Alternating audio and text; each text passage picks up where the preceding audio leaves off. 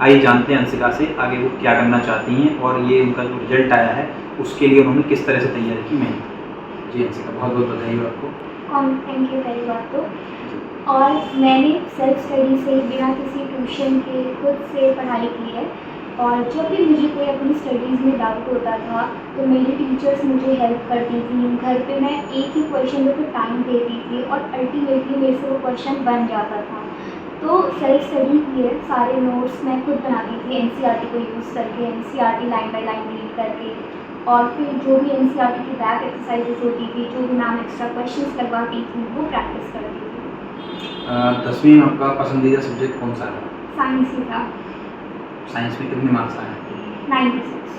तो 96 सेटिस्फाइड हैं आप या कुछ कहीं कमी रह गई? नहीं, कमी रह गई। 100 आने चाहिए। 100 आने चाहिए थे, कमी रह गई। अब आगे क्या करना चाहती हैं, क्या प्लान है आपका? आगे मैंने 11th में मेडिकल चूज़ करा है और मैं आगे 12th क्लियर करने के बाद नीट का एग्ज़ाम देना चाहती हूँ। आप डॉक्टर बनना चाहती हैं? तो डॉक्टर बनने के लिए मतलब कौन से इंस्टीट्यूट का कुछ आपने सोचा है, कहाँ एडमिशन लेना चाहती हैं, क्या ड्रीम है आपका? मेरा एम्स मेडिकल कॉलेज है, ड्रीम कॉलेज है वहाँ पे। बाकी अगर नहीं होता है तो मैं बाकी मेडिकल कॉलेज में दिल्ली के अंदर ही ट्राई करूँगी।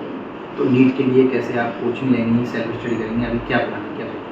अभी तक मैंने यही सोचा कि मैं पहले सेल्फ स्टडी करके देखूँगी। बाकी अगर मुझे कहीं डाउट लगता है तो टीचर्स की हेल्प या फिर खुद से एनसीईआरटी रीड करके बाकी खुद से ट्राई करूँगी।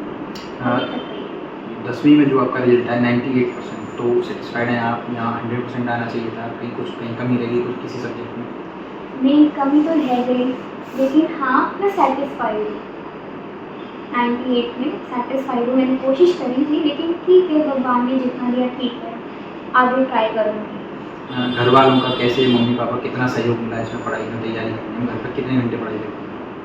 ज़्यादा तो मैं अपने स्कूल में ही सारी चीज़ें कवर अप कर देती थी। घर पे मैं सेल्फ स्टडी के 3 आवर्स, मतलब 3 to 4 आवर्स कंसिस्टेंसी के साथ, डेडिकेशन के साथ करती थी। बस इससे ज़्यादा नहीं, मतलब थोड़ा करो लेकिन कंसिस्टेंसी के साथ करो, तो बस वही चाहिए होता है। बाकी मम्मा पापा ने बहुत सपोर्ट किया, कभी भी प्रेशराइज़ नहीं किया। ये मेन चीज़ होती है कि 10th के एग्ज़ाम्स हैं तो प्रेशर बहुत होता है, तो कभी भी प्रेशराइज़ नहीं किया। वो मेरे अंदर खुद की सेल्फ डेडिकेशन थी कि हाँ करना है, तो बस इसलिए।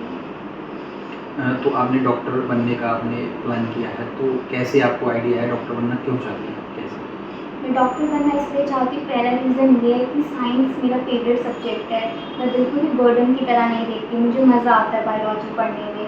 और दूसरी चीज़, मैं कंट्री की वो डॉक्टर बनना चाहती हूँ जो मतलब गरीब से गरीब का इलाज कर सके और कम से कम कोर्स में कर सके, हर कोई अफोर्ड कर सके उसको और बेस्ट ट्रीटमेंट दे सके।